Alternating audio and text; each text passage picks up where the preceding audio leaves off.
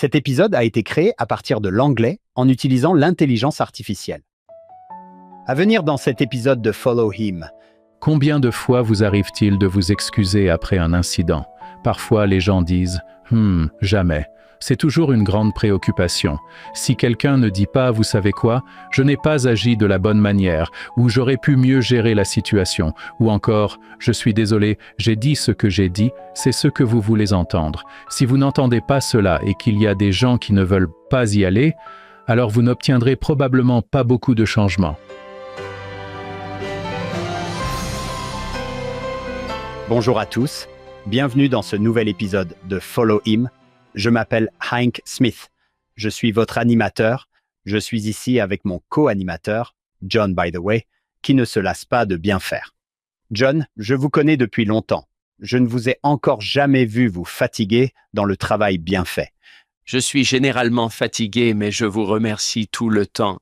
Je vous vois fatigué dans tout le reste, sauf dans le bien faire. C'est vrai? C'est très drôle. John, nous sommes rejoints aujourd'hui par le Dr Jason Whiting de BYU. Jason, merci d'être ici. C'est un plaisir d'être ici avec vous deux. J'attendais cela depuis longtemps. Jason et moi nous sommes rencontrés dans un avion il y a quelques mois. J'ai hâte que le public rencontre Jason. John, quand on pense à ce voyage dans le Missouri et à notre retour, il s'est passé beaucoup de choses. Beaucoup de drames, beaucoup de changements au cours de ce voyage au Missouri. Que pensez-vous que Joseph Smith et ses associés ressentent à leur retour? Lorsque vous travaillez avec un grand nombre de personnes, je considère ces sections comme des sections de pardon, n'est-ce pas? Vous remarquez des choses sur les gens et vous pouvez alors décider si vous voulez héberger ceux ou vous y accrocher, si vous voulez essayer de le laisser partir. J'aime le message de pardon du Seigneur dans ces sections. C'est pourquoi vous devez vous pardonner les uns aux autres. Oui. Comme nous l'avons dit ces dernières semaines, lorsque nous travaillons ensemble pour le Seigneur, nous commençons à nous heurter les uns aux autres. Oui, exactement. Vous devenez un peu humain, désordonné, orgueilleux et un peu hargneux. Jason, en regardant ces sections, que voulez-vous faire aujourd'hui? Où voulons-nous aller? C'est exactement ce dont vous parlez tous les deux. Nous sommes confrontés à des situations difficiles dans les relations que nous entretenons les uns avec les autres. Je voudrais commencer par une citation du président Nelson. Il parle des relations. C'est un discours que vous connaissez tous. Je l'adore. Il parle de la nécessité d'avoir des artisans de paix. Il dit « Mes chers frères et sœurs, que la façon dont nous nous traitons les uns les autres est vraiment importante. La façon dont nous parlons aux autres et dont nous les traitons à la maison, à l'église, au travail et en ligne est vraiment importante. Aujourd'hui, je nous demande d'interagir avec les autres d'une manière plus sainte. J'espère que nous pourrons parler du pardon en profondeur, car je pense qu'il s'agit là d'une véritable clé des relations. Cela fait partie de la manière dont nous nous traitons les uns les autres, et c'est l'une des clés pour être à l'image du Christ, mais c'est difficile. Je parlerai un peu de cela aujourd'hui, de la raison pour laquelle le pardon est une chose si difficile à faire parfois, mais pourquoi il est crucial pour notre bien-être spirituel, pour notre bien-être relationnel. Nous verrons comment cela s'applique à nos relations et à nos familles, y compris lorsqu'elles sont malsaines, lorsque les choses ne vont pas bien ou deviennent même dommageables, comment le pardon s'applique toujours dans ces situations délicates, et nous verrons comment le Sauveur peut nous aider avec cette doctrine difficile mais importante. Oh, c'est fantastique. John, vous souvenez-vous, de l'année dernière, nous étions avec le docteur Rebecca Clark. Elle a dit « Pensez au paradis ». Le paradis, ce sont les relations. On ne pense pas aux nuages, aux rues ou à la nourriture. Eh bien, de temps en temps, vous pensez peut-être à la nourriture. Quand vous pensez au paradis, vous pensez aux relations. Ce qui est logique, c'est que le Seigneur dise « Si nous voulons que ce soit le paradis, nous ferions mieux d'y travailler et de bien faire les choses. » Parler de l'histoire de l'Église, cela m'a vraiment aidé à ouvrir mon esprit à cette idée. Melissa Inouye nous a aidés sur ce point. Ce que tu viens de dire, Jason, sur ce que nous disons les uns des autres est vraiment important. Mais je n'ai jamais appliqué cela aux vivants et aux morts. Ou peut-être pourrions-nous le dire mieux. Ce que nous disons les uns des autres des deux côtés du voile est vraiment important. Il est tentant de penser qu'une fois que quelqu'un est mort, On peut dire ce que l'on veut, mais s'il est vrai, Hank, que ces relations vont perdurer? Et si nous allions rencontrer Joseph? Et si nous allions rencontrer Emma? Et si nous allions rencontrer Brigham? Peut-être que ce que nous disons d'eux a vraiment de l'importance, même maintenant. Oui, j'adore ça. Avant de laisser Jason prendre les rênes et enseigner à John, nous devons dire à notre public qui il est. De nombreux étudiants de BYU connaissent le Dr Whiting. Présentons-le. Oui, Jason B. Whiting. Il est titulaire d'un doctorat. Il est thérapeute conjugal et familial, agréé et professeur dans le programme de thérapie conjugale et familiale à l'université Brigham Young. Il fait des recherches sur les mariages sains et malsains. Il est l'auteur de Love Me True, Overcoming the Surprising Ways We Deceive in Relationships, ainsi que d'autres livres et articles sur la lutte contre la dépendance et la communication de qualité. Jason et sa femme, April, sont mariés depuis près de 30 ans et sont les parents de 6 enfants, de 2 belles-filles et d'un gendre. Pendant son temps libre, il aime les livres, les activités de plein air, la guitare, la peinture à l'huile et plier d'énormes piles de linge. C'est la bonne attitude à avoir, car c'est un problème du premier monde quand on a beaucoup de linge, n'est-ce pas? C'est vrai. C'est vrai. John, te souviens-tu de la lessive Nirvana? Je ne me souviens plus de l'invité qui a dit « Oh, Emily Watts dit qu'on n'arrive jamais au but, parce que même pendant qu'on parle, quelqu'un est en train de produire du nouveau linge sale. » C'est vrai, c'est sans fin. Sans fin. Jason, nous sommes ravis que vous soyez ici. En tant qu'animateur de cette émission, John et moi, ainsi que toute notre équipe, pensons que les personnes que nous invitons sont importantes. Nous sommes toujours à l'affût de la main du Seigneur. Jason et moi, nous sommes assis l'un à côté de l'autre et nous avons commencé à discuter. Nous avons découvert que nous enseignions tous les deux à BYU. Nous avons établi ce lien et j'ai pensé que le Seigneur était dans cette affaire. J'espère que le Seigneur est dans le coup. Commençons. Je vais lire un extrait du manuel Viens et suis-moi. Ensuite, Jason, je veux voir où tu veux aller avec ça. La leçon commence ainsi. Dans la chaleur misérable du mois d'août 1831, plusieurs anciens se trouvaient sur le site et rentraient à Kirtland depuis le pays de Sion dans le Missouri. Les voyageurs avaient chaud et étaient fatigués. Les tensions se transformèrent rapidement en querelles. La construction de Sion, une ville d'amour, d'unité et de paix, semblait devoir prendre beaucoup de temps. Je ne sais pas ce qu'il en est pour l'un ou l'autre d'entre vous.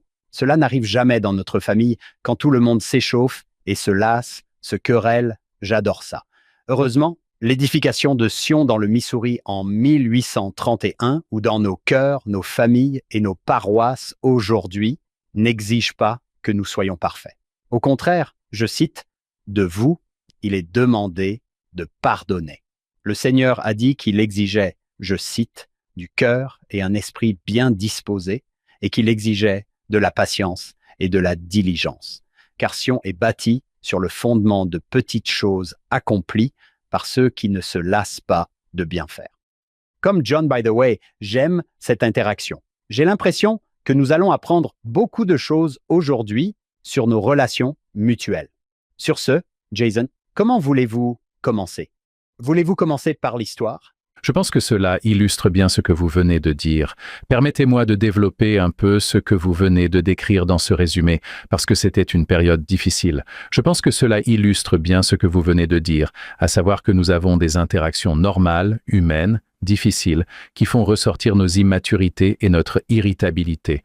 Cela conduit alors à des situations difficiles. Nous devons choisir ce que nous voulons en faire.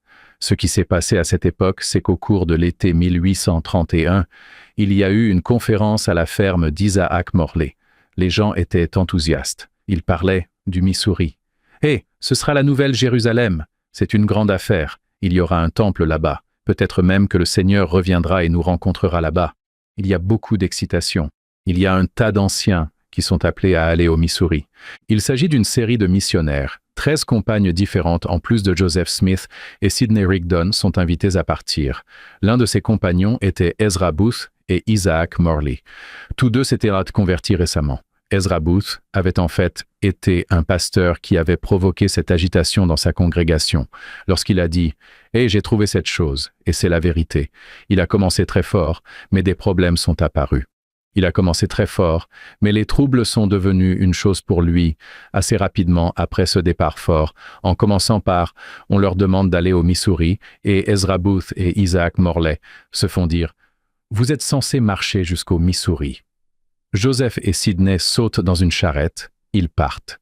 Cela dérange tout de suite Ezra Booth. Il se dit « Attendez une minute, nous allons marcher et prêcher en chemin, dans la chaleur et les insectes, et vous montez dans une charrette. » Quand j'ai lu cela, j'ai pensé que c'était comme une mission. Quand les responsables de zone prennent la voiture et vont à la conférence et disent « Vous nous rejoignez là-bas, mais frappez aux portes en chemin. » N'est-ce pas juste? Exactement.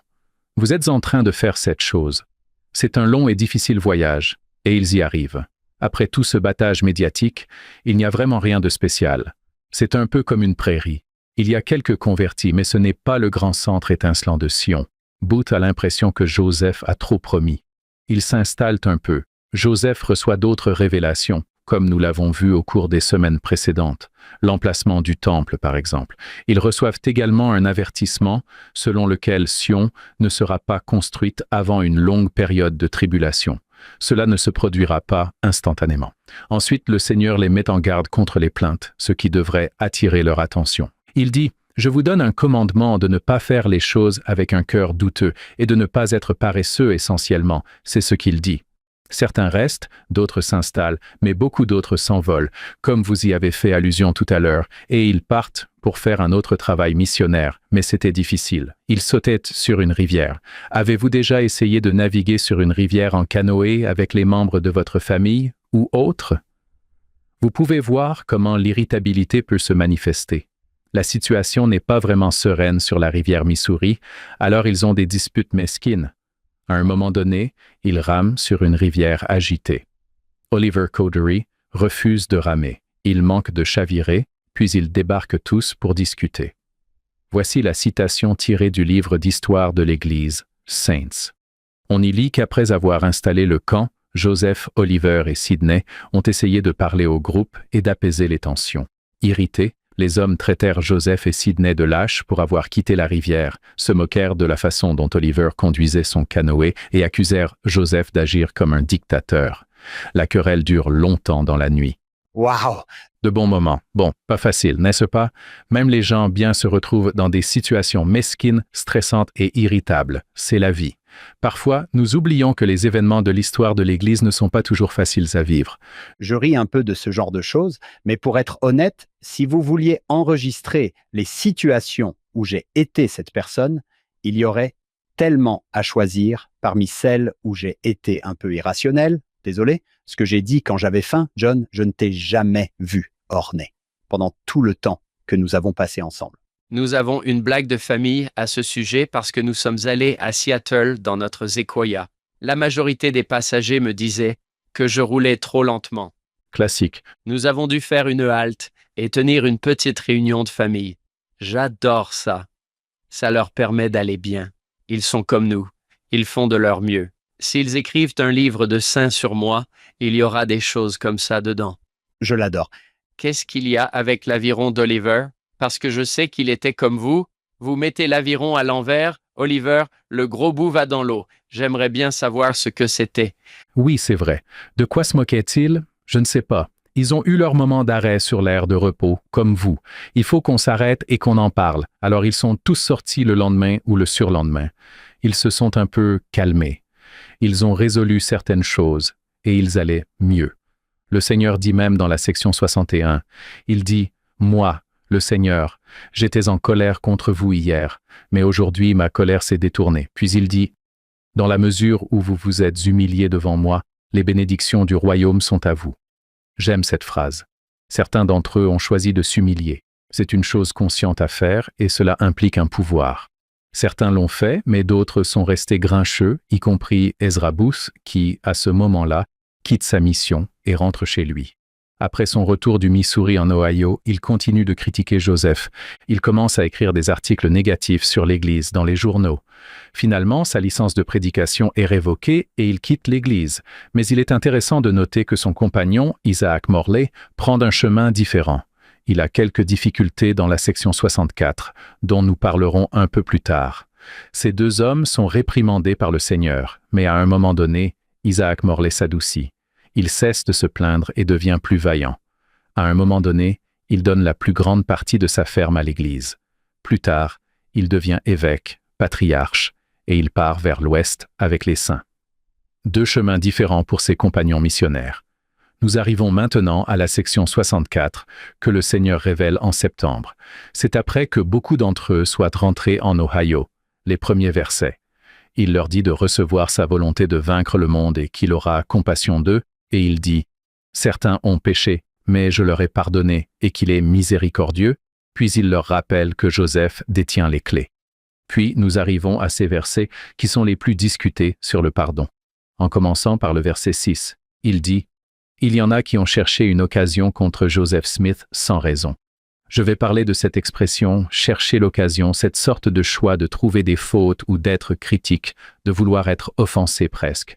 Au 7e verset, il dit qu'il a péché, mais en vérité je vous le dis, moi le Seigneur, je pardonne les péchés à ceux qui confessent leurs péchés devant moi et demandent pardon, et qui n'ont pas péché jusqu'à la mort. Joseph avait des défauts, mais il les a corrigés avec Dieu.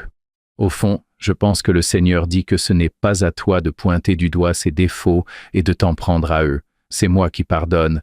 Et ensuite, il donne cette petite parenthèse qui est très intéressante et très importante. Il dit « Autrefois, mes disciples cherchaient à se venger les uns des autres et ne se pardonnaient pas dans leur cœur. Et c'est pour ce mal qu'ils ont été affligés et sévèrement châtiés. C'est pourquoi je vous dis que vous devez vous pardonner les uns aux autres, car celui qui ne pardonne pas à son frère ses offenses se condamne devant le Seigneur, car il reste en lui un plus grand péché. Moi, le Seigneur, je pardonne à qui je veux, mais vous devez pardonner à tous les hommes. » Nous avons cette doctrine fondamentale très puissante sur le pardon qui est parfois très difficile à appliquer. J'ai l'intention de parler de cette idée générale sur le pardon, de la raison pour laquelle il s'agit d'une doctrine fondamentale, de la manière dont nous travaillons avec Dieu pour notre propre pardon, mais aussi plus particulièrement de la manière dont cela fonctionne dans nos relations avec les autres, de la manière dont nous pardonnons aux autres, de la raison pour laquelle c'est difficile, de la raison pour laquelle c'est une bénédiction, de la raison pour laquelle nous cherchons parfois des occasions ou trouvons des fautes. Nous parlerons ensuite de la raison pour laquelle c'est un commandement et que c'est un péché de ne pas pardonner, et nous parlerons des bénédictions du pardon et de la manière dont cela s'applique à nos vies. En ce moment, si je suis un auditeur et que je veux éteindre cette émission parce que je connais les leçons à venir et que je ne veux pas les entendre, je pourrais être Isaac Morley et dire « Vous savez quoi ?» Je pourrais être Isaac Morley et dire « Vous savez quoi? Je vais m'humilier et faire ceci. » Ou je pourrais être Ezra Booth et dire « Non, ça ne m'intéresse pas. » J'espère que tous ceux qui nous écoutent seront des Isaac Morley. Et comment puis-je être assez humble pour être ouvert? C'est une bonne question. C'est difficile à faire. Commençons par chercher le pardon auprès de Dieu parce que je pense que c'est l'une des façons dont nous devenons plus doux et plus indulgents envers les autres, en nous rappelant nos propres imperfections et notre dépendance à l'égard du pardon de notre Père céleste. En fait, le manuel Viens et suis-moi commence par une bonne question qui dit « Pensez à un moment où le Seigneur vous a pardonné. Qu'avez-vous ressenti? C'est très bien. C'est une belle doctrine que d'être pardonné parce que nous commettons tous des erreurs tout le temps.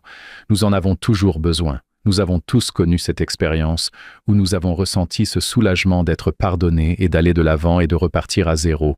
Le président Nelson, bien sûr, a beaucoup parlé de la repentance quotidienne, qui est un excellent rappel que, même si nous sommes imparfaits, nous nous adressons à Dieu et qu'il est là et miséricordieux.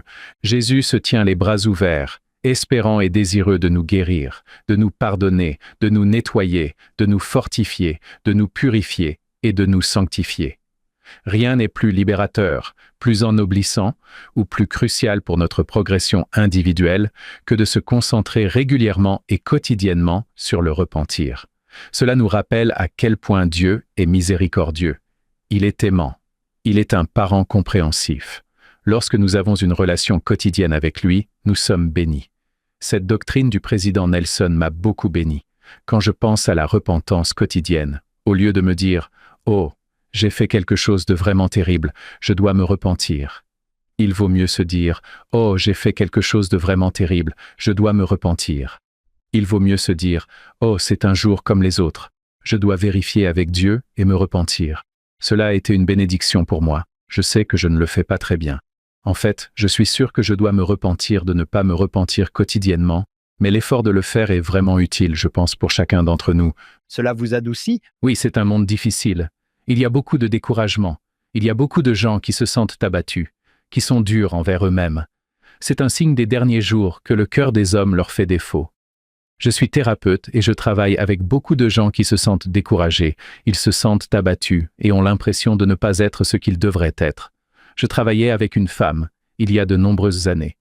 C'était une chrétienne. Elle n'était pas membre de notre religion, mais elle m'a dit « Je vais à l'église, je lis la Bible et je me concentre toujours sur les passages qui disent que vous êtes moins que la poussière de la terre, que vous êtes tombé ou que vous êtes corrompu. » Elle m'a dit que j'avais beaucoup de mal à accepter l'amour de Dieu, que j'étais digne de son amour, et nous en avons parlé. Je lui ai dit que c'était une bonne chose à identifier. Comment pouvons-nous en parler d'une manière qui soit utile pour vous et qui vous permette d'accepter et de recevoir l'amour de Dieu? Puis elle a dit une chose intéressante. Elle m'a dit que même lorsque je viens en thérapie, je n'y vais qu'une seule fois et je pense ensuite que je ne mérite pas vraiment d'être aidé davantage. Je lui ai répondu que j'étais heureux que vous m'ayez dit cela aussi, car comment pouvons-nous changer les choses et faire de ce lieu un endroit sûr et propice à la guérison? C'était une bonne conversation et elle n'est jamais revenue. Je me suis dit, waouh, c'est tellement triste qu'elle ait ce sentiment que je suis juste déprimé et que Dieu ne m'aime pas et que j'ai besoin de vivre dans cette dépression. Même l'Ancien Testament de la Bible, où nous pensons parfois que Dieu est un Dieu assez strict et exigeant, contient beaucoup de doctrines d'amour et de miséricorde. Dans Néhémie, il y a une citation qui dit « Je suis un Dieu prêt à pardonner, gracieux et miséricordieux ». Tout au long de l'Ancien Testament, Dieu est miséricordieux, et même si vos péchés sont comme l'écarlate, ils deviendront blancs comme la neige. C'est un Dieu généreux qui pardonne et qui n'a pas de rancune mesquine. Bien sûr, le livre de Mormon et les doctrines et alliances contiennent beaucoup de ces mêmes écritures. Chaque fois que mon peuple se repentira, je lui pardonnerai ses offenses. Nous manquons constamment à nos devoirs, mais Dieu est vraiment miséricordieux. Il nous demande d'être plus proches de lui les uns des autres. Faire l'expérience de son pardon. D'une part, il vous aide à être reconnaissant à Dieu pour son pardon, mais il vous enseigne aussi comment pardonner. Il vous montre presque comment faire. Il est vraiment doué pour cela. Il en est le parfait exemple. Il n'est pas rancunier, il n'est pas mesquin, il n'est pas vindicatif. Nous ne luttons pas tellement avec ces choses-là. Oui, on s'accroche aux choses trop longtemps.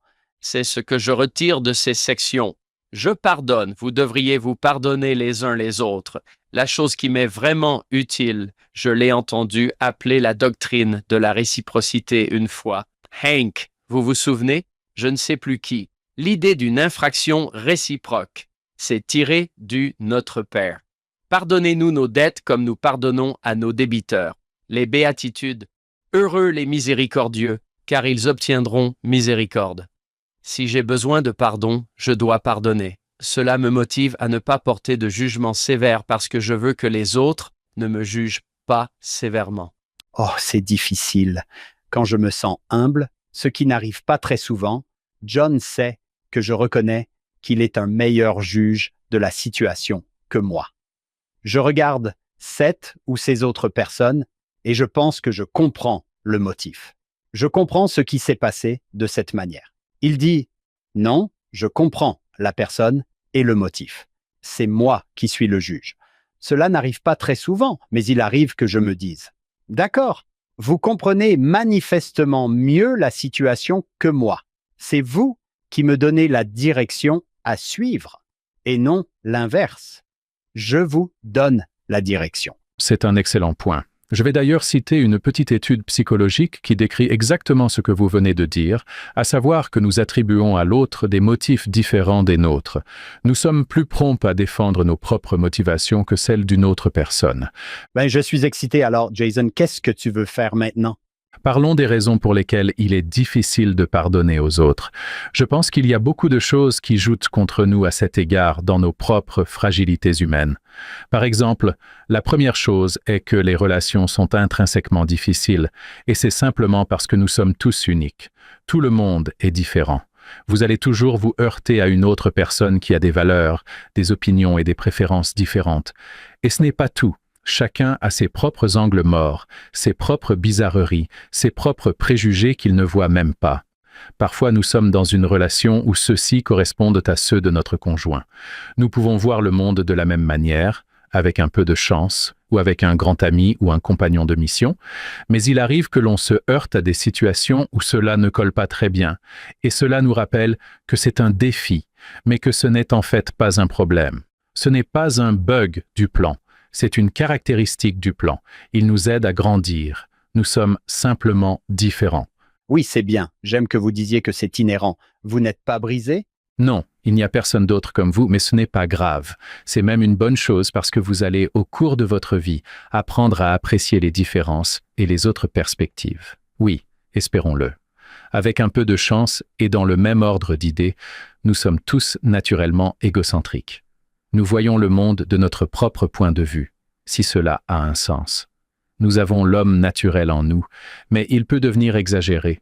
Lorsque nous devenons plus égocentriques, plus égoïstes, nous commençons à rencontrer des problèmes, en particulier d'un point de vue moral ou évangélique. En fait, frère Maxwell a dit que l'égoïsme est le détonateur qui brise la plupart des 10 commandements. Dans la section 56 que nous avons examinée, le Seigneur dit à Ezra Tahir qu'il doit se repentir de son orgueil et de son égoïsme. Il y a beaucoup de réprimandes publiques dans les doctrines et alliances qui, à mon avis, seraient un peu difficiles à avaler. Joseph Smith a dit ceci, que tout sentiment égoïste soit non seulement enterré, mais anéanti. C'est une norme assez élevée. Je pense que nous nous efforçons souvent d'enterrer ou de repousser nos sentiments égoïstes, mais il est difficile de s'en débarrasser. C'est le travail de toute une vie, mais encore une fois, c'est une partie de ce que les relations peuvent nous aider à faire. Une autre chose que nous faisons, c'est que, parce que nous sommes tous différents et parce que nous nous heurtons à ces contrariétés, comme l'ont fait ces gars sur la rivière, nous pouvons nous laisser entraîner à trouver des fautes. Tout le monde a ses défauts. Nous en avons tous.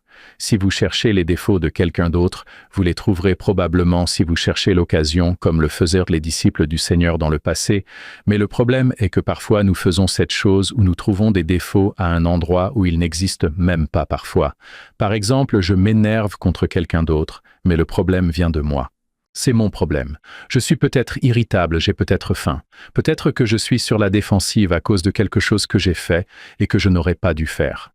Cela se rapporte à ce verset très intéressant de la section 64, verset 16, où le Seigneur dit, pour en revenir à nos compagnons Ezra Booth et Isaac Morley, qu'ils ont condamné pour le mal une chose dans laquelle il n'y avait pas de mal. C'est un verset très intéressant pour moi parce que je vois cela se produire souvent. Ils trouvaient des fautes ou des problèmes à Joseph, alors qu'il n'y avait pas vraiment de fautes ou de problèmes à trouver. C'était leur problème. Cela m'a rappelé cet autre verset que j'aime bien. Dans la section 121, au verset 17, le Seigneur dit « Ceux qui crient à la transgression le font parce qu'ils sont les serviteurs du péché et qu'ils sont eux-mêmes les enfants de la désobéissance. » Souvent, les gens qui font le mal crient à la transgression à propos de quelqu'un d'autre. Ils trouvent parfois des fautes pour se justifier ou pour être pointilleux. Waouh, c'est tellement perspicace de dire cela. C'est une chose si perspicace de dire que peut-être je suis sûr qu'il y a un mal là. Et le Seigneur dit qu'il n'y en a pas. C'est votre problème. Ce n'est pas le problème de l'autre personne. Vous êtes juste dans ce mode de recherche de l'occasion ou de la faute. Encore une fois, les gens sont parfois dans ce mode lorsqu'ils sont grincheux, qu'ils jugent ou qu'ils défendent leur propre mauvaise conduite ou autre. Il m'est arrivé une fois de rencontrer une femme dans le cadre d'une thérapie conjugale. Cette femme est son mari. Elle m'a dit « J'en suis venu à redouter comme, follow me. Viens, essuie-moi. » Et j'ai dit « Wow, qu'est-ce que vous voulez dire? Cela semble même un peu blasphématoire. Qu'est-ce que tu veux dire? De quoi parlez-vous? Vous redoutez, viens, essuie-moi. » Elle a dit « Eh bien, laissez-moi vous expliquer. Je ne suis pas du matin et j'ai un travail, donc je me bouscule le matin pour me préparer. Mais mon mari insiste pour que nous fassions les choses à sa façon, à son heure, le matin, quand je ne suis pas là, quand il pense que je devrais être là. » Il commence à soupirer. il roule des yeux, il se tape les ongles. Même lorsque je m'assois pour parler de viens et suis-moi et que je lis les Écritures ensemble, il se transforme en moralisateur pieux. Tes idées n'ont pas autant de valeur que les miennes, comme si c'était vraiment un problème. C'est vraiment un problème. Ce n'est pas le sujet de viens et suis-moi, mais pour lui, il est dans ce mode de condamner pour le mal une chose dans laquelle il n'y a pas de mal. Il la juge en fonction de son style, de ses préférences ou de ses idées. C'est assez malsain. Waouh! Il juge pour le mal ce qui n'est pas le mal. Je me demande si nous faisons souvent cela avec nos enfants. C'est vrai, ce sont parfois des enfants, et dans notre immaturité, nous pensons qu'ils sont méchants. Ils ont simplement 4 ans, ils sont adolescents, ils sont tout ce qu'ils sont, vous savez, c'est ce qui se passe. Oh, j'adore ça, John, n'est-ce pas? J'aime quand un invité dit « Ok, voici ce que le Seigneur a dit. Voici ce à quoi ces gens sont confrontés. Parlons de vous, parlons de votre vie. » C'est très pratique. J'aime que le Sauveur dise « Oui, c'est déjà arrivé ». Mes disciples d'autrefois cherchaient l'occasion. Je pense à cette phrase, Jason, que vous avez mentionnée à plusieurs reprises. Ils ont cherché l'occasion. Je veux dire que chercher est le passé de rechercher. Vous la cherchez, mais vous vous dites en fait que vous allez trouver quelque chose qui ne va pas. Je vais trouver quelque chose qui ne va pas chez vous pour pouvoir vous le mettre sur la tête et je vais continuer à vous le mettre sur la tête. J'aime bien ça. Le Sauveur dit, oui, vous avez le même problème. Mes disciples l'ont fait aussi. Maintenant, nous pouvons le lire et nous dire, oui, nous l'avons fait aussi. En 2025, nous le faisons aussi. Vous savez, là où je vois les gens chercher des occasions ou des défauts, c'est en ligne. Je ne veux pas trop m'éloigner du sujet, mais si vous avez déjà lu un article sur l'Église, par exemple, et que vous lisez les commentaires par la suite, vous verrez que les gens cherchent l'occasion. Ils partent d'un ordre du jour et cherchent une raison de s'offenser. Bien sûr, cela se produit avec les questions sociales ou politiques. Il y a une autre expression qui me vient à l'esprit, tirée du livre de Mormon, qui est celle d'attiser la colère. Les gens veulent susciter la colère, en particulier dans ces domaines, parce que cela fonctionne. Les gens s'indignent, cela devient viral, cela attire l'attention. Les gens sont motivés pour s'offenser afin de sélectionner les problèmes. Cela peut également se produire dans les mariages. Lorsqu'ils deviennent malsains, les gens commencent à trouver des fautes ou à chercher des raisons de s'offenser. Terry Warner, qui était professeur de philosophie à la BYU, a dit que certaines personnes sont comme des cibles qui cherchent des missiles. Vous voyez ce qu'il a fait? Il cherche des raisons de tirer pour être offensé. Frère Maxwell a également utilisé une analogie similaire. Il a dit que certaines personnes se promènent couvertes de furoncles lorsqu'elles se heurtent à quelque chose. Elles sont enragées par la douleur. Ils ont des raisons de s'offenser ou d'être contrariés alors qu'il n'y a pas vraiment de problème. Parfois, il s'agit simplement de différences. Les gens ont des différences. Les gens ont des points de vue différents. Les gens ont des opinions différentes sur toute une série de sujets, qu'il s'agisse de la manière d'étudier les Écritures ou d'une question sociale. Le président Nelson en a également parlé. Il a dit « Je suis très préoccupé par le fait que tant de gens semblent croire qu'il est tout à fait acceptable de condamner, de calomnier et de vilipender quiconque n'est pas d'accord avec eux. C'est tellement facile à faire si vous cherchez à le faire, parce que nous avons tous des différences, mais cela ne sert à rien. C'est une autre raison pour laquelle nous avons besoin de ces commandements pour pardonner, pour laisser aller les choses, parce qu'il y aura des heures. » Oui, j'ai remarqué, en ligne, Jason, que l'anonymat peut aggraver les choses. C'est encore pire. Les gens disent des choses qu'ils ne diraient jamais en personne. Les gens font des choses en ligne qu'ils ne diraient pas en personne. Oui, ça n'aide pas. Personne ne sait que c'est moi. John, pouvez-vous m'aider avec ce verset où le Seigneur dit que toute parole vaine que les hommes prononceront, ils en rendront compte? Matthieu 12, 36, je crois, qui est le deuxième verset, le plus effrayant des ouvrages de référence, à mon avis. C'est le deuxième verset, le plus effrayant des ouvrages standards, à mon avis. Chaque chose que vous avez dite, pourquoi ne pas en parler? Toute parole oiseuse que l'homme prononcera ou enverra par texto ou par courrier est une parole oiseuse. Ce n'est pas, enfin, pas les mots que vous avez prononcés lors d'une conférence parce que vous les avez préparés, mais les mots inutiles qui sont sortis. Ouh, c'est effrayant. Ce ne sera pas anonyme alors, n'est-ce pas? Ce n'était pas moi, c'était quelqu'un. Non, en fait, je sais à qui appartient le compte. Jason, je peux te poser une question? Vous alliez sans doute venir ici, mais l'une des choses les plus difficiles pour moi, et peut-être pour d'autres, c'est cette idée que le plus grand péché reste en moi. Je me dis que ce n'est pas moi qui ai fait ça. Je ne suis pas celui qui a offensé. Maintenant, je suis pire parce que je ne pardonne pas. Je vais y revenir en détail lorsque nous parlerons de l'expiation, de sa pertinence, de la façon dont nous nions parfois l'expiation lorsque nous nions quelqu'un d'autre, vous savez, lorsque nous refusons le pardon. C'est peut-être là le plus grand péché. Mais vous avez raison, c'est une doctrine difficile dans certaines circonstances. Oui, surtout quand il s'agit de quelque chose qui n'est pas un tel, ou un tel a mangé ma nourriture. Mon colocataire a mangé ma nourriture. Quelqu'un m'a vraiment blessé ou a blessé ma famille, et vous me dites que c'est le plus grand péché. Continuons à parler des raisons pour lesquelles c'est difficile. J'étudie la colère, l'agression, l'escalade et même la maltraitance. L'une des choses que l'on voit lorsque les gens deviennent malsains et qu'ils escaladent, c'est que lorsque j'ai mal, je veux me défouler, trouver la cause de cette douleur. Cela se traduit par une accusation qui peut parfois susciter une pulsion de vengeance, qui est une sorte de sens erroné de la justice. Si je souffre, je vais faire en sorte que tu souffres aussi. J'ai interrogé des personnes qui avaient clairement indiqué que c'était leur motivation, ce qui est effrayant, surtout dans une relation intime, lorsque les gens commencent à souffrir. Mais vous pouvez voir comment cela devient cyclique parce que si je suis blessé, puis que je me défoule et que je vous blesse, cela devient une attaque de défense, œil pour œil et dent pour dent, et tout le monde est aveugle et édenté. Il y a beaucoup de dégâts. Je pose souvent cette question aux couples. Je leur demande de me raconter ce qui se passe quand ils se disputent. Les gens me diront qu'il y a de l'escalade et que le ton empire lorsque cela se produit. Je leur demande alors s'ils sortent de ces échanges enjoués en se disant que c'était vraiment bien, que c'était vraiment constructif et qu'ils se sentent plus proches l'un de l'autre. Bien sûr, ils me répondent que non, qu'ils se sentent très mal. Lorsque les choses s'enveniment, elles deviennent préjudiciables. Mais pour en revenir au président Nelson, il dit que la colère ne persuade jamais. L'hostilité ne construit personne. La contestation ne débouche jamais sur des solutions inspirées. C'est simplement, encore une fois, une autre impulsion humaine que nous avons. Lorsque nous parlons de notre propre douleur ou que nous agissons en conséquence, il nous arrive de vouloir causer de la peine à quelqu'un d'autre, ce qui peut alors engendrer cette guerre de va-et-vient. Un autre élément qui rend la chose difficile est que nous avons parfois du mal à assumer la responsabilité de notre comportement. C'est plus difficile que de regarder votre contribution au problème.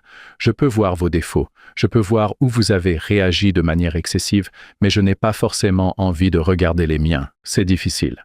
Revenons à cette phrase sur l'humilité. Ce n'est pas facile à faire. Un psychologue, Roy Baumeister, a réalisé une étude dans laquelle il a demandé aux gens de penser à une fois où ils avaient mis quelqu'un d'autre en colère, puis de penser à une fois où quelqu'un les avait mis en colère. Et il a demandé aux gens de décrire ces cas. Ce qui s'est passé, c'est que les descriptions étaient très différentes. En théorie, on pourrait penser que c'est la même chose parce que tout est à propos de la colère, mais bien sûr, ce n'est pas le cas. Lorsque je mets quelqu'un en colère, voici l'histoire typique. J'avais une bonne raison de faire ce que j'ai fait et ce n'était pas si grave. La personne a réagi de manière excessive, elle s'en remettra, mais lorsque quelqu'un m'a mis en colère, eh bien, il n'avait pas de bonne raison. Ils étaient simplement méchants. Je suis très offensé. Je ne vais pas laisser passer ça. Les psychologues ont dit que les préjugés sont intégrés dans les rôles comme nous. C'est juste ce que font les humains. Nous décrivons les choses pour soutenir nos positions respectives. Il est difficile de rendre des comptes. Là encore, le président Nelson en a parlé dans ce même discours sur les artisans de la paix qui regorgent de bonnes choses. Il a dit, à ce stade, vous pensez peut-être que ce message aiderait vraiment quelqu'un que vous connaissez. J'ai beaucoup ri parce qu'il est facile de se dire « oui, vous devez faire cela », mais il a dit « peut-être espérez-vous que cela l'aidera à être plus gentil avec vous.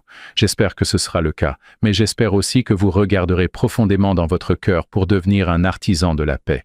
Je serai miséricordieux envers vous. Le Seigneur dit au verset 4, « Je parie que Jason, probablement plus que moi et plus que vous, Hank, a participé à des conférences sur le mariage, mais je sais que nous l'avons tous fait. Nous plaisantons souvent sur le fait de savoir combien d'entre vous voulaient être ici ou combien d'entre vous ont été traînés ici par leurs conjoints. L'une des raisons pour lesquelles ils ne veulent pas venir, c'est parce qu'ils vont se faire dire tout ce qu'ils font de mal, Et voici le président Nelson qui dit « Je parie que vous pouvez tous penser à quelqu'un qui a vraiment besoin de ce discours. » Oui, c'est ça. Écoutez, vous autres, vous en avez vraiment besoin, comme pour dire « Moi non, mais vous tous, vous en avez besoin. » Notre évêque a demandé à toute la paroisse de le relire. Qu'est-ce que c'était 2022? Il y a quelques années, oui, il y a beaucoup de choses là-dedans. Je l'ai écouté plusieurs fois, et à chaque fois, je suis impressionné par la quantité de bonnes choses qu'il contient.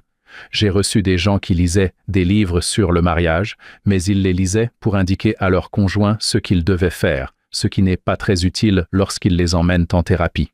Il se trouve que j'ai laissé un post-it à la page 24 pour vous. C'est exactement ce qui s'est passé. Jason, je voudrais en faire un T-shirt. La responsabilité est difficile. Dr. Jason Whiting, pourquoi est-ce si difficile?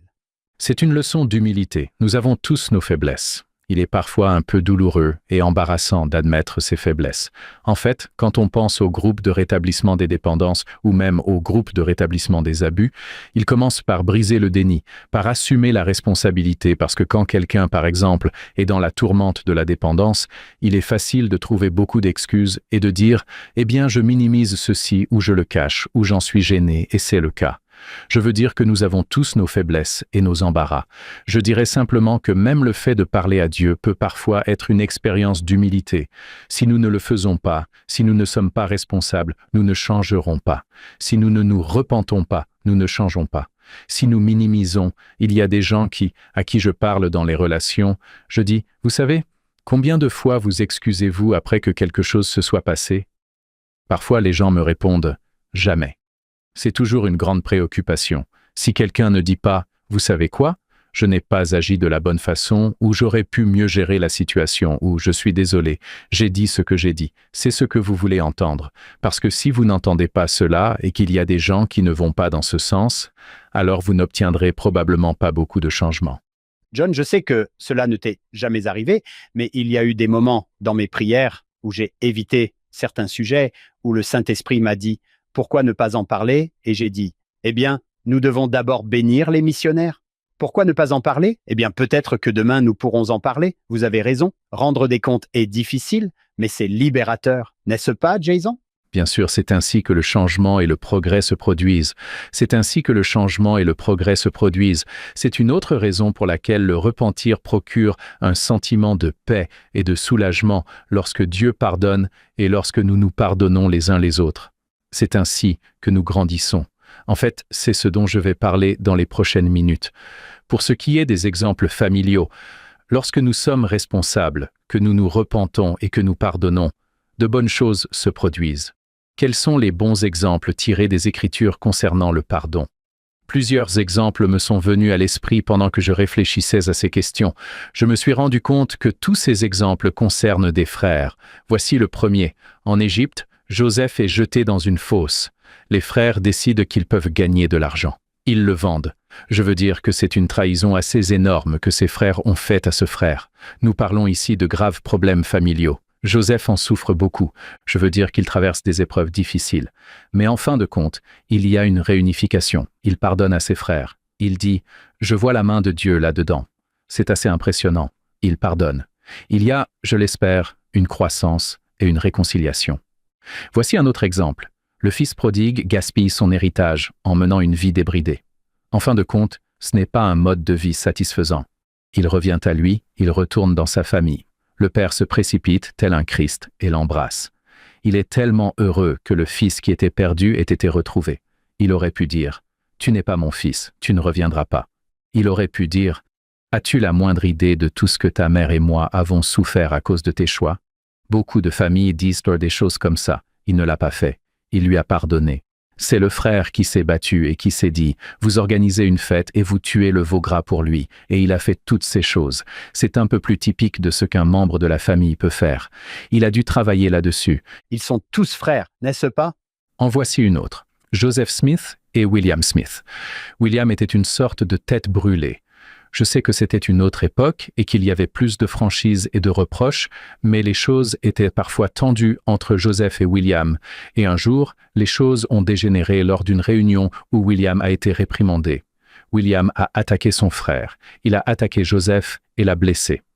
Voici une citation. Il dit « Joseph fut meurtri et blessé, incapable de s'asseoir ou de se lever sans aide et affligé au-delà de toute expression par la méchanceté de son frère.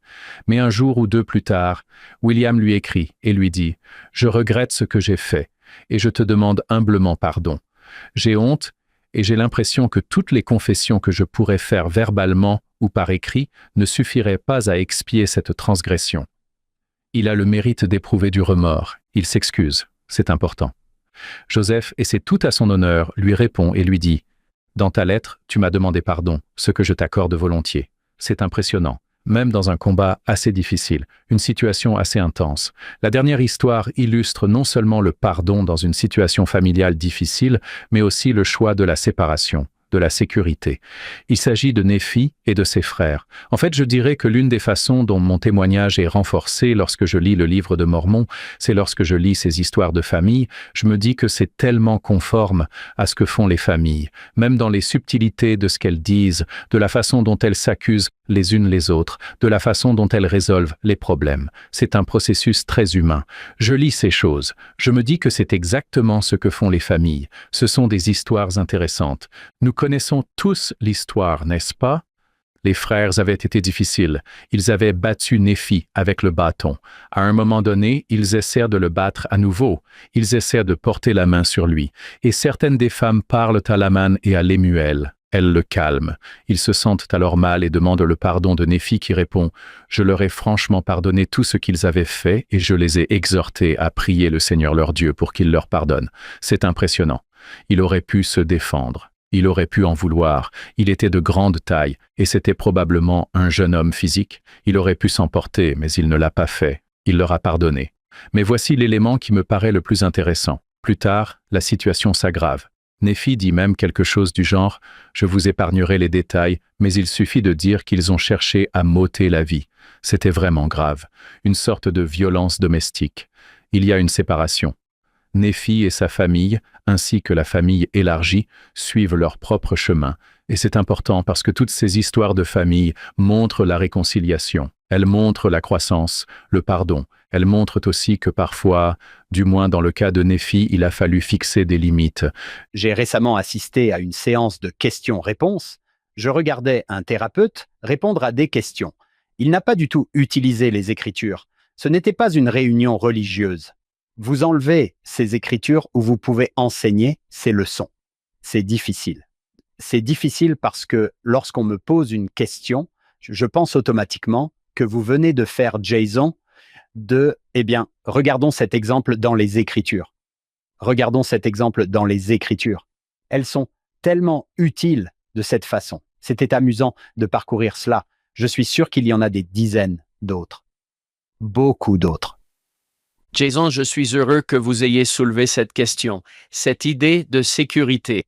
Est-ce que le fait de pardonner signifie que je vais m'exposer à d'autres abus? Bien sûr que non. J'aime que Néphi arrive à un point où, vous savez quoi, nous devons partir, nous devons quitter cette situation et je peux pardonner tout en sachant que je dois quitter cette situation.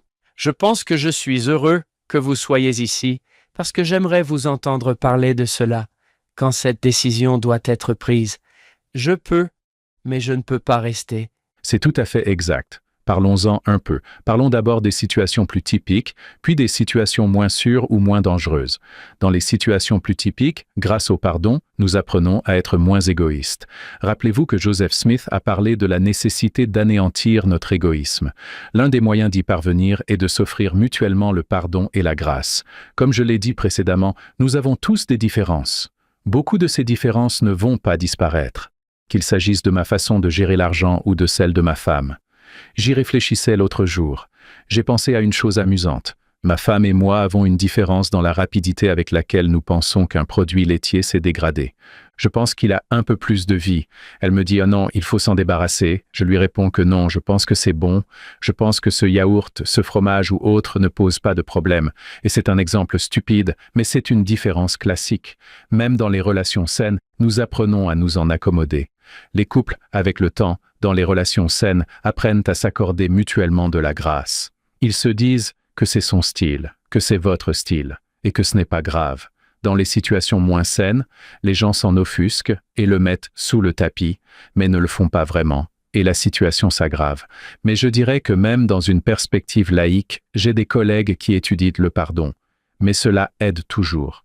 Encore une fois, même dans une perspective religieuse, le pardon est lié à une plus grande satisfaction conjugale et à une plus grande longévité des relations. Les couples qui ont un niveau élevé de pardon dans leurs relations sont également liés à des niveaux plus faibles de conflit et à des niveaux plus élevés de proximité émotionnelle. Les couples s'accordent une pause. Ils se laissent aller. Ils autorisent les différences, ce qui renvoie à l'idée d'acceptation et de souplesse, qui est, là encore, une question de maturité. Certaines choses ne seront jamais résolues. Vous ne changerez jamais la personnalité de votre conjoint, sa façon de laisser ses chaussettes par terre ou son style lorsque vous allez à une fête. Nous avons tous des styles différents et c'est ainsi. Voici quelques citations de Marjorie Pay Hinckley, l'épouse de Gordon B. Hinckley. Elle a dit « Très tôt, j'ai réalisé qu'il serait préférable que nous nous efforcions de nous habituer l'un à l'autre plutôt que d'essayer constamment de nous changer l'un l'autre, ce qui, je l'ai découvert, était impossible. Pour qu'un foyer soit heureux, il faut qu'il y ait un peu de concession et beaucoup de souplesse. » J'adore cette citation. Habituons-nous l'un à l'autre plutôt que d'essayer de nous changer l'un l'autre. Elle ne parle pas de problèmes lourds et graves. Elle parle simplement des différences les plus banales sur lesquelles les couples s'accrochent parfois et qu'ils commencent à considérer comme de gros problèmes alors qu'il n'en est rien. Il s'agit simplement de cette maturité qui consiste à dire « Tu es toi, je suis moi ». Ensemble, nous nous permettons d'être qui nous sommes. Et il y a une autre citation. Même les bonnes personnes se débattent avec cela. Elle est de Wendy Watson Nelson. Wendy Watson. Elle était thérapeute conjugale et familiale. Elle a été mon professeur dans les années 90. J'ai beaucoup appris d'elle. Elle en sait beaucoup sur les relations et c'est une personne très compétente. Russell M. Nelson, nous le savons tous, est quelqu'un de très bien. Ils se sont mariés plus tard dans leur vie, deux personnes formidables prêtes à se marier, mais elle dit que c'est tiré de la biographie du président Nelson par Sherry Dew. Sœur Nelson dit que le début de notre mariage a été plus difficile et a exigé plus de moi et de me tourner vers le Seigneur que n'importe quelle autre chose dans ma vie. Ces luttes m'ont amené à me tourner encore plus vers le Seigneur, ce qui a renforcé notre mariage pour créer le type de mariage que nous voulions, ce qui a demandé beaucoup de travail, de sacrifice, de pardon et de prière de la part de nous deux au début, alors que nous entremêlions nos vies pour ne faire qu'un, et cela en a valu la peine. Cela nous rappelle que, bien sûr, leur situation était unique et probablement très compliquée, mais les bonnes personnes continuent à travailler, à s'adapter, à prier, à pardonner et à faire des sacrifices. C'est ainsi que sont les relations. Ma femme aime les chats. Je n'aime pas les chats. Nous avons fait un compromis et nous avons 3 chats. Bien. Les adolescents vous disent « Quoi ?» Oh oui, disent les adolescents, ce n'est pas un compromis. J'ai l'habitude de dire « vous n'êtes pas marié ».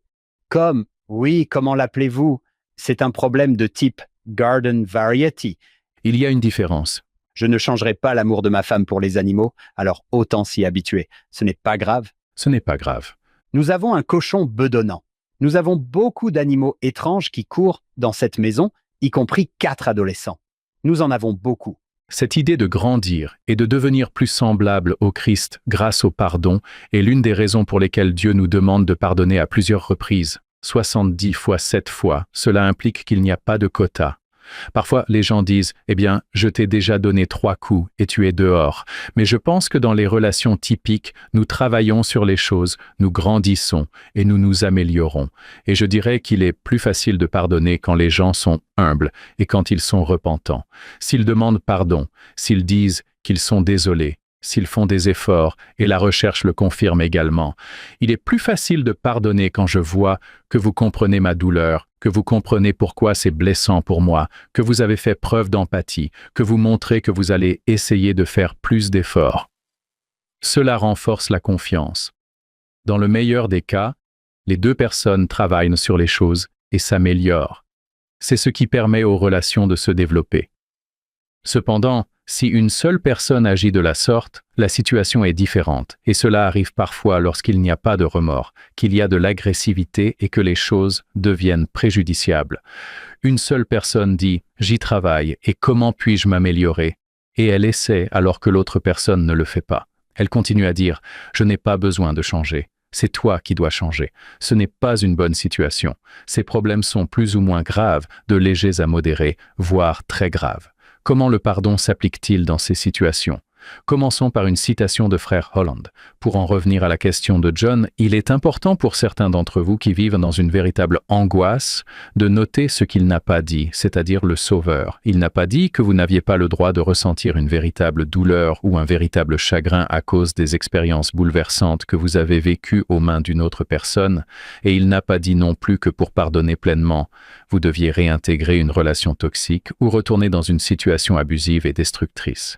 Pardonner, ce n'est pas être forcé de continuer à ressentir de la douleur ou d'être blâmé pour ses propres mauvais traitements. Malheureusement, certaines personnes manipulatrices ou abusives déforment cette doctrine. Elles diront qu'il faut me pardonner. Elles diront que c'est vous qui avez commis le plus grand péché. Si vous ne le faites pas, elles diront « Dieu m'a pardonné ». Pourquoi pas vous? Ce n'est pas un signe de repentance et ce n'est pas un signe de santé lorsque quelqu'un utilise le pardon à mauvais escient. Le président Nelson a également insisté sur ce point. C'était dans l'un de ses messages de Pâques. Il a dit que pardonner aux autres ne signifie pas approuver un comportement pécheur ou criminel, et cela ne signifie certainement pas rester dans des situations abusives. Ceci dit, nous pouvons parler un peu plus de ce qu'est le pardon et de ce qu'il n'est pas. Il est plus facile de pardonner à quelqu'un lorsqu'il est responsable et qu'il s'excuse, mais cela ne dépend pas de cela, car si c'était le cas, beaucoup de gens seraient impuissants à pardonner parce que l'autre personne n'est pas nécessairement responsable. En fait, il y a 1 semaine et demie, j'ai parlé à une femme qui vit une relation toxique. Elle est très manipulatrice. C'est un véritable abus psychologique. C'est vraiment moche. Il s'agit d'une femme professionnelle et perspicace qui dit « Je sais que c'est mieux, mais je ne peux pas me résoudre à sortir de cette situation tant qu'il n'admet pas qu'il me fait ça, tant qu'il n'est pas responsable, tant qu'il ne s'excuse pas. » J'ai dit, je comprends cette impulsion, mais je ne peux pas me résoudre à sortir de cette situation.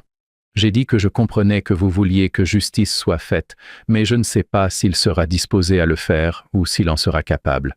Certains sont trop pris dans leur propre déni, dans leur propre mécanisme de défense, et c'est une triste situation, mais dans cette situation, si quelqu'un attend cela, cela peut arriver ou non. Pardonner à quelqu'un ne signifie pas non plus excuser ce qu'il a fait, si cela a un sens. Cela ne veut pas dire que c'était bien. C'est là que commence à se poser la question de la foi et de la confiance en Dieu, car c'est lui qui est le juge. Nous pouvons nous en remettre à lui, nous pouvons pardonner, sortir d'une mauvaise situation. Nous pouvons pardonner et fixer des limites. Le pardon, c'est la guérison et le lâcher-prise. Il ne s'agit pas nécessairement de demander des comptes à l'autre personne. C'est quelque chose dont Dieu se chargera. Ce n'est pas facile. Je ne veux pas donner l'impression que l'on prend cette décision, que l'on pardonne et que tout va bien, mais que c'est un processus difficile. C'est un point essentiel ici aussi, c'est qu'il faudra probablement beaucoup d'aide de la part du ciel. Nous devons parler à notre Père céleste. Nous devons travailler avec le Sauveur et son expiation. Cela se rapporte à cet excellent discours de Sœur Yi, de Kristen Yi, dont il est question dans le manuel Viens et suis-moi de cette semaine. Il s'agit de Beauty for Ashes. C'est un discours très puissant. Elle raconte ses propres difficultés à grandir dans un foyer qui, selon elle, était rempli de circonstances difficiles et malsaines. Elle parle en particulier de son père. Elle parle beaucoup du travail que cela a demandé et cite le président Nelson sur la façon dont le Sauveur peut aider.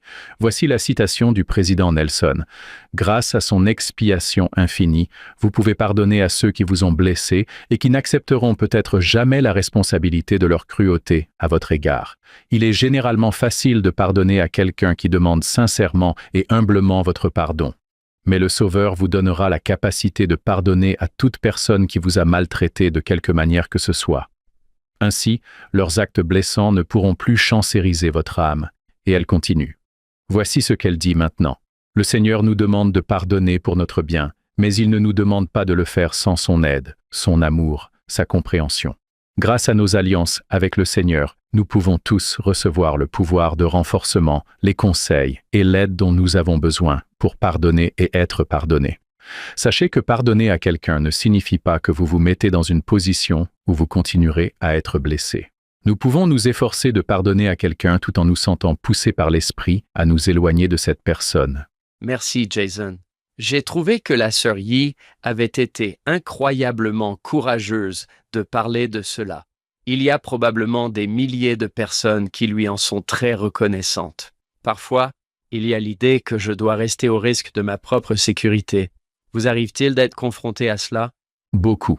Parfois, les gens ont l'impression que parce qu'ils se sont engagés dans un mariage, par exemple, et qu'ils ont fait un pacte, un engagement, ils doivent y rester quoi qu'il arrive. Je dirais que lorsque j'ai passé l'entretien pour le poste ici à BYU, l'une des choses qui se passe, c'est que vous parlez du poste à une autorité générale, et j'ai dit à cette autorité générale que j'étudiais les abus et la violence domestique. Nous avons parlé de l'idée que parfois, dans l'Église, les gens souffrent en silence, sans savoir que les choses sont aussi malsaines qu'elles le sont, ou qu'ils ont l'impression d'être piégés et de devoir rester parce qu'ils ont pris un engagement ou qu'ils ont fait un pacte dans le temple. Il a dit que les gens ne se rendent pas compte que lorsqu'il y a des abus, lorsque les choses sont devenues si dommageables, il ne s'agit plus d'une relation céleste. Ce n'est pas une relation d'alliance. Les gens ont rompu leurs engagements à ce moment-là. Il m'arrive d'avoir cette conversation avec les gens. L'une des choses dont je parle, c'est que je suis père d'enfants qui sont mariés. Je ne voudrais pas que mon enfant reste dans une situation qui porte atteinte à sa dignité, à sa spiritualité, à son psychisme. Je ne pense pas que notre Père céleste s'attende à ce que nous restions dans des situations préjudiciables simplement parce que nous avons pris un engagement à un moment donné et qu'une personne ne respecte plus cet engagement d'honorer, de chérir et d'aimer. Je pense qu'il s'agit d'une situation complexe dans la mesure où chaque cas est différent. Mais comme l'a dit Sœur Yi et comme l'a dit le président Nelson, et comme l'a dit frère Hollande, le pardon est une question de guérison et d'abandon. Il ne s'agit pas d'être obligé de rester dans une mauvaise situation. Lorsque quelqu'un dit qu'il faut être plus proche du Christ et me pardonner, je ne pense pas qu'il ait lu le Nouveau Testament. Il y a beaucoup de fois où le Christ pardonne à quelqu'un, mais il a des limites assez strictes, comme à Nazareth. Rappelez-vous, la ville de Nazareth, Jean, c'est sa ville natale, qui tente de l'assassiner. Du moins, d'après ce que nous savons, il n'y est jamais retourné. Il n'y est jamais retourné. Il n'y est jamais retourné. Il a refusé de parler à Hérode. Il a fait savoir à Pierre qu'il avait dépassé les bornes à plusieurs reprises. L'idée que Jésus n'a pas de limite n'est pas fondée sur les Écritures. J'aime dire aux jeunes adultes qu'il y a une différence entre un mariage au temple et un mariage céleste. Vous pouvez vous marier au temple, puis votre vie est orientée vers un mariage céleste. Dans le meilleur des cas, les deux personnes travaillent à ce type de relation céleste. Ils s'excusent, grandissent, se repentent et essaient de s'écouter l'un l'autre. Dans d'autres situations malsaines, l'une des personnes ou les deux ne le font pas. Ils n'assument pas leurs responsabilités ou ils disent ou font des choses qui sont nuisibles ou ils disent que l'autre personne doit changer mais ils ne vont pas changer. En fait, cette idée de ne pas accepter l'influence de l'autre est un prédicteur de divorce. On voit cela tout le temps dans les relations abusives. On voit des gens dire « Je me fiche pas mal que ta mère vienne à la maison. Je ne changerai pas mes plans ou je me fiche que tu veuilles aller dans ce restaurant. Je ne veux pas y aller. » C'est l'idée qu'au lieu de faire des compromis et d'être ouvert en travaillant sur les choses, que ce soit pour l'argent, les tâches ménagères ou l'intimité, si une personne dit « Ah, ce n'est pas mon problème, c'est ton problème, je ne change pas », ce n'est pas un signe de santé. Cela est également lié à l'idée de défense ou de blâme. Je reviens à l'importance de l'humilité et de la responsabilité. Il faut des délibérations difficiles. Chaque cas est différent. Il n'y a pas de recommandation générale sur ce qu'il faut faire dans des circonstances difficiles, mais il faut parfois se protéger. Oui. J'aime ce verset où le Seigneur dit « Moi, le Seigneur, je pardonnerai à qui je pardonnerai ». Cela nous permet de savoir qu'il a une meilleure visibilité. Il sait lire dans les cœurs. Il voit toute la situation. Il dit « Ne vous préoccupez pas de ma part dans cette affaire. Il vous est demandé de pardonner à tous les hommes. Je pardonnerai à qui je veux. Il sait ce qu'il fait. J'aime que nous puissions croire qu'il m'est impossible de pardonner à cette personne. Vous pourriez dire que c'est vrai, il vous est impossible de le faire, mais avec Dieu, tout est possible. C'est peut-être ce qu'il faut faire. Il se peut que vous ne puissiez pardonner qu'avec l'aide de Dieu. Comme vous l'avez dit plus tôt, Jason, Oui, j'aime bien ce que vous avez dit sur le fait que Dieu a une perspective différente de la nôtre. Parfois, en fait, beaucoup de gens font des choses blessantes parce qu'ils ont eux-mêmes eu leurs propres expériences blessantes. Dieu peut en tenir compte. Il peut faire le tri d'une manière que nous ne pouvons probablement pas. Je dirais que c'est parfois un facteur dans le lâcher-prise et le pardon. Par exemple, lorsque je parle à quelqu'un d'un parent qui a été difficile lorsqu'il était jeune, nous avons la conversation suivante. Comment était la vie de votre mère ou de votre père pendant votre enfance? Quels étaient les défis auxquels ils étaient confrontés? Cela permet de mettre les choses dans une perspective un peu différente et peut les aider à oublier certaines choses. Cela n'excuse pas les choses qui se sont produites, cela n'efface pas les dégâts, mais cela peut aider quelqu'un à s'adoucir un peu et à se dire « Vous savez quoi? Ils ont eu leur propre histoire d'abus. Je vais laisser Dieu régler cela avec eux et je vais demander à Dieu de m'aider à laisser tomber ces choses dans le cadre de mon pardon, même si des limites ont été fixées. » Jason, j'ai une question à laquelle je ne suis pas sûr qu'il y ait une réponse, mais j'aimerais entendre vos réflexions. Je sais que nous voulons passer plus de temps à l'article 64, mais je suis fasciné par cette question. Nous avons dit qu'il y a des moments, les gens sont des gens que nous adaptons, que nous accommodons, et nous avons dit qu'il est parfois temps de fixer une limite et de dire « ce n'est pas acceptable. Je vais me retirer de cette situation ». Y a-t-il un moment où nous pouvons mélanger ces deux choses?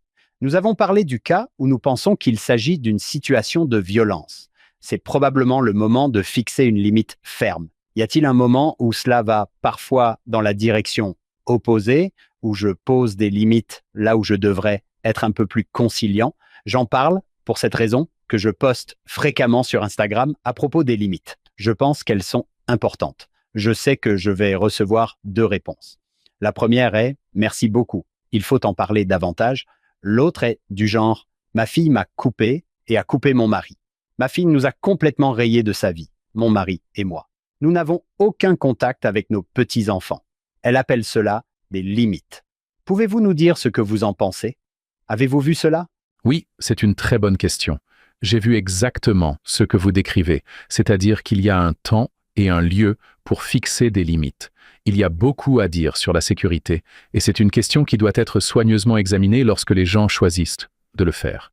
Cependant, j'entends les mêmes histoires que celles que vous venez de mentionner. Des gens sont venus me voir en me disant « Mes enfants m'ont coupé les vivres. Je ne peux pas les voir. » Ou les petits-enfants.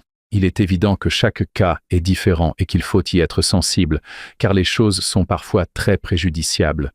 Cela dit, j'entends beaucoup de cas où je pense qu'il pourrait y avoir une réconciliation, une discussion, une interaction, un pardon et une relation, même si certaines limites doivent être fixées.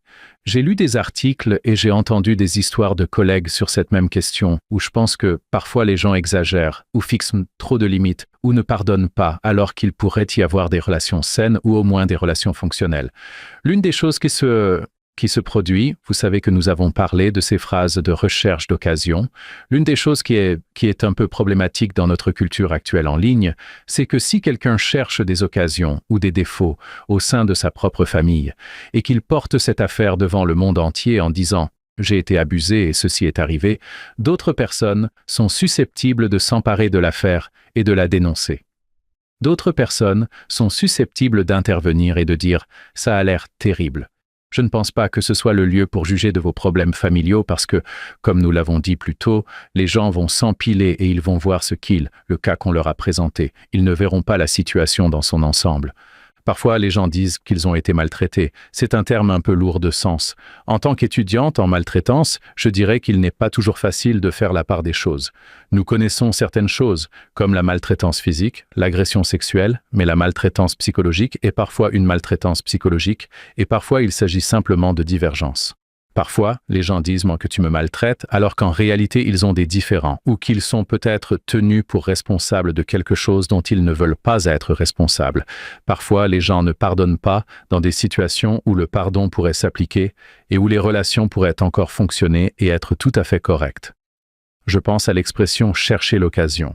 Je pense aussi à l'expression « attiser la colère », car c'est ce que font les gens lorsqu'ils publient des messages en ligne. Ils justifient leur propre comportement en disant « Regardez à quel point cette chose est terrible » et d'autres personnes vont en rajouter.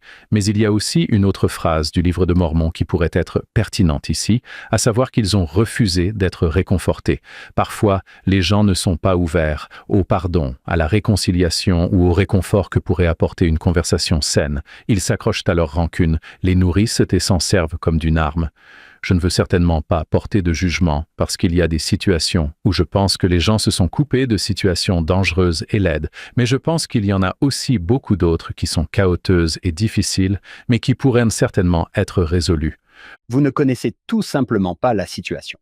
Je reçois un commentaire sur Instagram, je n'ai évidemment aucune idée de ce qui se passe et je pense que si vous avez une personne qui veut être dans votre vie, qui veut bénir votre vie, c'est difficile. C'est très difficile. Il existe des ressources professionnelles, beaucoup de thérapeutes familiaux. Il y a des endroits où les conversations peuvent avoir lieu en toute sécurité. Si quelqu'un a des ressentiments ou si quelqu'un a l'impression que quelque chose a été fait, les familles sont imparfaites. Des choses sont faites et dites, des sentiments sont blessés et des disputes se produisent. Je n'essaie pas de minimiser tout cela, mais je dirais aussi qu'une partie de l'apprentissage du Christ et de ce que nous sommes consiste à apprendre à pardonner et à régler les problèmes lorsque c'est possible. Lorsque les gens veulent revenir à la question de savoir si les gens veulent avoir une relation, s'ils veulent y travailler, c'est un bon signe. Même les choses les plus difficiles peuvent être pardonnées dans ces circonstances, et je travaille avec des personnes qui ont lutté contre des dépendances, des trahisons ou des liaisons. Le pardon peut toujours être accordé en fonction de la situation dans laquelle se trouve la personne. Jason, pensez-vous que nous avons créé, au moins au cours des 50, 100 ou 50 dernières années, une génération de personnes qui sont, je ne veux pas dire trop offensées, mais est-ce que nos grands-parents étaient capables de régler leurs différends mieux que nous ne le faisons, parce que je ne peux pas aller sur Internet et obtenir toutes les justifications dont j'ai besoin pour couper les ponts avec un membre de ma famille. Suis-je trop sensible? C'est une excellente question. Oui. À un certain niveau, pour certaines des raisons que j'ai déjà évoquées, à savoir qu'il est facile de justifier nos raisons. Comme vous l'avez dit, en ligne, il est facile de dire « Pouvez-vous croire que cette chose est arrivée ?» Et tout le monde dit « Non, je ne peux pas croire que cette chose est arrivée. » C'est ce que nous faisons dans nos discussions politiques. C'est vendeur et ça marche. Et c'est aussi une sorte de validation. Et j'ai mentionné tout à l'heure cette citation de Terry Warner. Dans ses discussions sur le pardon, il explique que même les groupes professionnels ou parfois les thérapies peuvent renforcer l'idée que l'on a été victime et que l'on doit s'indigner et se mettre à nouveau en colère. Il s'agit d'un équilibre délicat, car les gens sont parfois de véritables victimes. Il est juste de le dire. Les gens vivent des traumatismes et des victimisations terribles. C'est bien sûr vrai et je ne veux jamais minimiser cela, mais il est également vrai que parfois les gens penchent vers, comment dire cela, le rôle de victime, de colère, de représailles, au lieu de dire « j'ai été blessé ». Maintenant, je dois trouver la guérison et je dois aller de l'avant et je dois même pardonner et choisir des limites plus saines. C'est différent. Je vais aller dire à d'autres personnes à quel point les hommes sont horribles ou à quel point les relations avec les familles ou les grands-parents sont horribles ou quoi que ce soit d'autre. Les gens peuvent se retrouver dans ce genre d'état d'esprit. Je veux dire qu'il y a le blâme de la mère. Les gens se mettent dans un état d'esprit négatif de victime. Vous devez avoir cette conversation avec vous-même, avec Dieu et avec les personnes que vous connaissez et en qui vous avez confiance pour faire le tri, car ce sont des conversations difficiles. Il y a de vraies victimes, mais il est également vrai qu'à partir de la position de victime, les gens peuvent faire de mauvaises choses en retour. Lorsqu'ils souffrent, les gens disent presque toujours que c'est eux la victime, ce qui rend notre travail délicat, mais c'est la réalité. Vous avez dit tout à l'heure que mon travail ne consiste pas nécessairement à changer mon conjoint ou qui que ce soit d'autre. Peut-être que j'essaye d'utiliser mes limites pour les amener à changer quelque chose qu'ils n'ont pas besoin de changer. Oui, peut-être, mais il y a de meilleures façons de demander le changement plus tôt. Vous savez, nous parlions de Sir Hinckley et d'autres qui disent qu'il vaut mieux être flexible. Et c'est vrai, mais cela ne veut pas dire que vous ne pouvez pas avoir des conversations et dire « Hey, quand tu as dit cette chose qui m'a blessé, ou quand j'ai fait ce gros travail et nettoyé la maison, puis que tu as saccagé la cuisine, cela m'a dérangé. » Vous pouvez avoir ce genre de conversation. Vous pouvez demander de la compréhension et même des excuses, mais ce n'est pas la même chose que de devenir agressif ou de fixer des limites et de dire « je ne te parlerai plus jamais parce que tu as fait ça ». Waouh! Eh bien, merci pour cela. C'est un sujet délicat. Je veux dire, nous entrons dans les relations, les parties les plus intimes de la vie des gens, et nous essayons d'être utiles. Le jour de leur mariage, certaines personnes se disent « Je veux que mon conjoint reste tel qu'il est maintenant ». L'autre se dit « D'accord, maintenant je peux le modeler pour qu'il devienne ce que je veux vraiment ». J'aime le fait que nous ayons la possibilité d'avoir un mariage d'alliance et que Dieu en fasse partie. Grâce à cette relation d'alliance, nous pouvons grandir et nous améliorer ensemble. J'aime la façon dont l'Évangile nous donne l'assurance que Dieu fait partie de notre mariage. J'aime cette doctrine. C'est essentiel, comme si nos relations n'étaient pas un obstacle à ces bosses et à ces différences, car c'est de cela qu'il s'agit. Vous pensez aux enfants que vous avez, c'est intéressant. Vous regardez vos enfants ou vos frères et sœurs, et vous vous dites que nous avons tous des personnalités très différentes. Je ne sais pas si je choisirais de passer du temps avec cette personne si nous nous étions rencontrés à une fête, mais il s'agit de mes frères et sœurs ou de mes enfants. Alors bien sûr, nous sommes de la même famille. On s'arrange pour que ça marche. C'est plutôt bien. Nous vivons des situations difficiles qui nous font grandir. Ce n'est pas toujours facile, mais cela fait partie de l'évolution vers la ressemblance avec le Sauveur, qui a toutes ses vertus de bonté, de patience et de miséricorde. Dans nos meilleurs moments, nous apprenons ces vertus. Une grande partie de cet apprentissage se fait dans les situations familiales. À venir dans la deuxième partie de cet épisode. Il n'y a pas si longtemps, j'ai dit, parmi toutes les choses que vous avez faites pour changer afin d'arriver à ce meilleur endroit, parce que ça n'avait pas l'air bien, et les gens disaient, vous devez divorcer, mais ici vous vous en sortez mieux. Tout n'est pas parfait, mais vous allez beaucoup mieux. J'ai dit, qu'est-ce qui a fait le plus grand changement pour vous? Il a immédiatement répondu, l'Évangile de Jésus-Christ, et j'ai dit, vraiment? Parlez-moi davantage de cela. Il m'a répondu que ma relation avec le Sauveur, et il s'est un peu ému, m'a aidé à m'adoucir et à voir les choses que je faisais de manière blessante et que je ne voyais pas avant, parce que j'étais encore dans ma propre douleur. À venir dans la deuxième partie de cet épisode. Il y a probablement eu des moments dans ma vie où je ne suis pas allé assez vite pour ceux qui me connaissent bien. J'avais une trentaine d'années avant que ma femme et moi ne nous rencontrions, ne nous marions et ne tombions amoureux. J'ai certainement eu des proches, des membres de ma famille, des amis, des collègues de travail ou d'autres personnes qui voulaient que je sois un peu plus rapide. J'ai passé une grande partie de ma vie à ne pas aller aussi vite que je l'aurais dû. Cette période de ma vie m'a appris que je devais aller de l'avant. Je devais agir en croyant que le pouvoir était en moi. J'étais un agent à part entière.